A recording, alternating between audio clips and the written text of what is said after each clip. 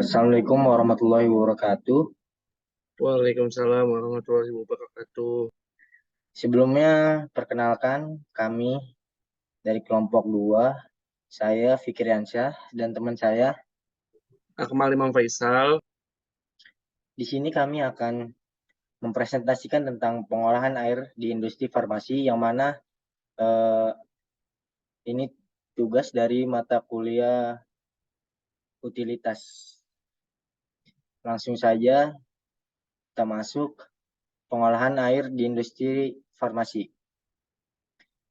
Yang pertama, sistem pengolahan air atau SPA, yaitu suatu sistem untuk memperoleh air dengan kualitas yang dibutuhkan oleh setiap jenis obat yang dibuat dan memenuhi persyaratan monografi farmakope. Air memegang peran penting dan kritis dalam industri farmasi karena merupakan bahan awal untuk memastikan produksi obat yang bermutu dan aman bagi para pengguna. Karena perannya yang penting, SPA ini perlu didesain, dibuat, dikomisioning, dikualifikasi, dioperasikan, dan dirawat dengan benar untuk mencapai tujuan penggunaannya. Selanjutnya, air murni menurut FIV. Air yang memenuhi persyaratan air minum yang dimurnikan dengan cara destilasi, penukaran ion, osmosis balik, atau proses lain yang sesuai. Parameter FIV suplemen 1 halaman 1843, EP edisi 8 halaman 3561, USP edisi 38 halaman 5807, JP edisi 17 halaman 1774, konduktivitas kurang dari 1,3 mikroS per cm, 5,1 mikroS per cm, 1,3 mikroS per cm, dan kurang dari 2,1 mikroS per cm. TOC kurang dari 500 ppb, kurang dari 500 ppb, kurang dari 500 ppb, kurang dari 500 ppb. Mikrobiologi kurang dari 100 CFU per mili, kurang atau sama dengan 100 CFU per mili, maksimal 100 CFU per mili, dan kurang dari 100 CFU per mili. Selanjutnya akan dijelaskan oleh teman saya, yaitu Akmal Imam Faisal. Ya, selanjutnya dalam pemurnian air di industri farmasi itu ada namanya purified water system, atau bisa dilihat dari diagram alir purified water system ini, dari raw water memasuki ke pre-treatment system, yang dimana itu ada multimedia filter, ada active carbon, ada softener, ada HE, dan ada microfilter. Setelah melewati pre-treatment system, air tersebut masuk ke RO dan dilewatkan ke ED. Setelah melewati ED itu dicek pH meternya apakah sudah sesuai dengan ketentuan dengan industri farmasi itu, lalu ditempatkan di WFI strong storage tank, habis itu kena di UV light, habis itu setelah itu di ozone monitor juga, dengan TOC monitor juga. Jadi ini adalah diagram alir dalam purified water system.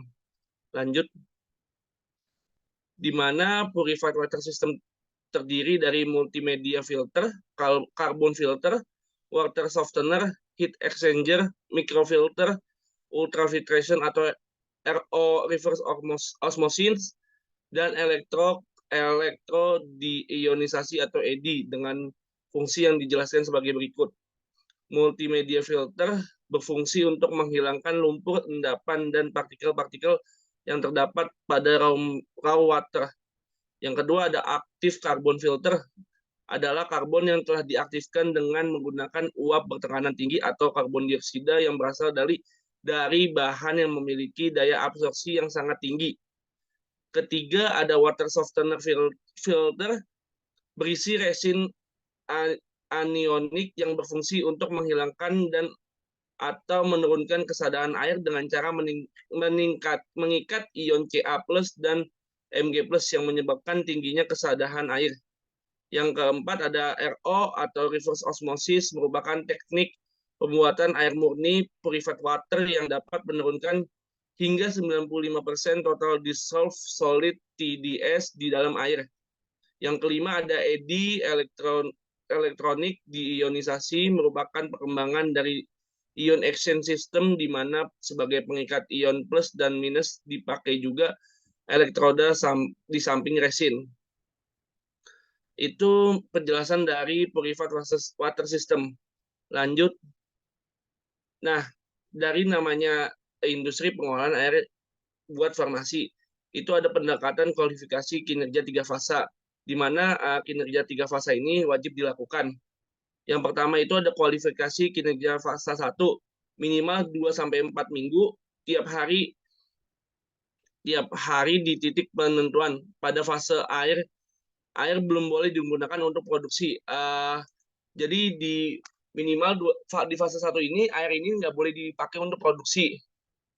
Yang setelah itu parameter pengujiannya menggunakan kimia dan mikrobiologi. Tujuannya untuk menetapkan parameter sistem pengolahan air termasuk titik pengambilan sampel, menetapkan prosedur pengoperasian, pembersihan, sanitasi, dan perawatan, menetapkan batas waspada dan batas tindakan.